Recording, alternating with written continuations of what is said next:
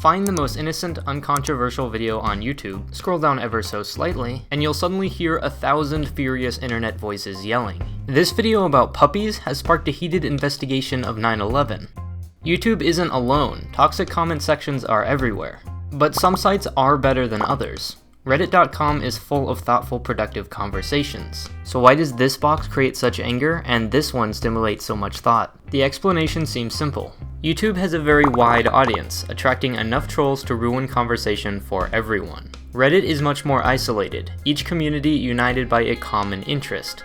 This theory isn't wrong, but it's incomplete. Comments are surely affected by who writes them, but how a comment system is designed also greatly affects what is written.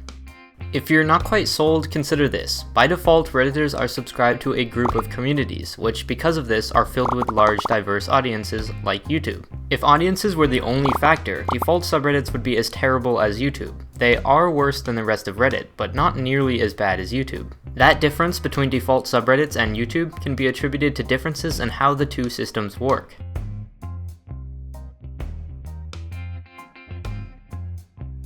Comment boxes may look identical, but underneath are very different systems, which produce very different results. YouTube isn't only anonymous, it's identityless. Each comment stands on its own, attached to nothing, bringing out the worst in every commenter. Redditors have an identity, a profile, score, and list of comments. You're anonymous enough to be honest, but invested enough to be generally polite. Good Reddit comments are upvoted, which increases your score, called karma. Like trophies, karma is completely useless, but our brains are motivated just the same. This system is far from perfect, but it does encourage people to make good posts. Given that no one reads every comment, the order in which they appear is important. The YouTube algorithm is super secret, but a glance at an old video shows that recent comments are shown first, even above much higher quality ones. Good comments disappear into the void, which also disincentivizes writing them in the first place. Reddit shows higher quality comments first, which does just the opposite. Democratic information comes at a cost. People often upvote what they want or assume to be true, not what is. It's not uncommon for posts on the front page of Reddit to be completely wrong. The top comment may totally debunk the post, but enough people upvote without ever checking the comments that it doesn't really matter. If this doesn't sound familiar, you're probably one of those people. YouTube makes this especially bad by burying replies and making conversations so hard to follow that most of us only read parent comments. YouTube channels don't make money from comments, so any time spent moderating them is time wasted. And because there are so many of them, comments are usually either barely policed at all or completely disabled. There is a report button, but it's either completely useless or enough users think it is to have the same effect. Reddit is full of rules, bots, moderators, and more rules. Prohibited comments are quickly removed, and users quickly learn not to waste time posting them. Think of all these factors as filters through which comments flow. People have the same thoughts on both websites, but different filters ultimately decide what comments people post.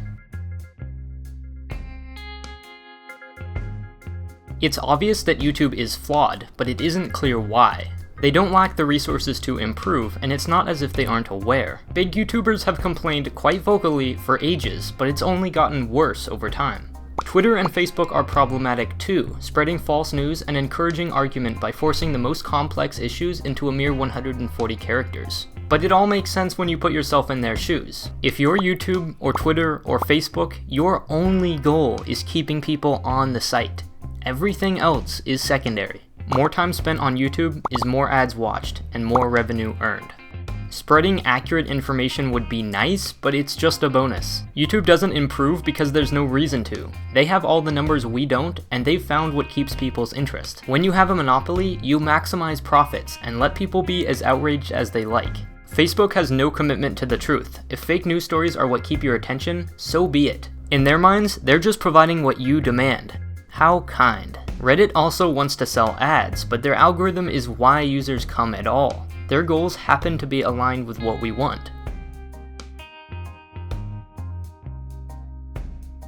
It's easy to see YouTube and Facebook and Twitter as the bad guys, but they themselves are also products of a much larger system. And behind every bad situation is a lousy system. Politicians are made corrupt by the system that created them. And the problem of clickbait stems from the constant struggle of journalists to put food on the table. This isn't to say that everyone is innocent, but to explain why things are the way they are. The design of a system is like a stamp, announcing exactly what it will produce. We should be outraged by the stamp itself, not at what it produces.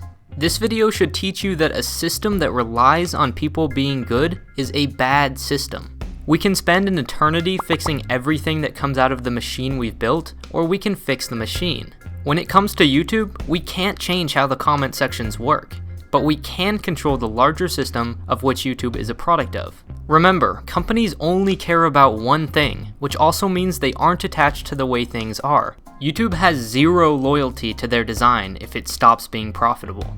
If you really care about making change, you need only move your resources, and companies will follow.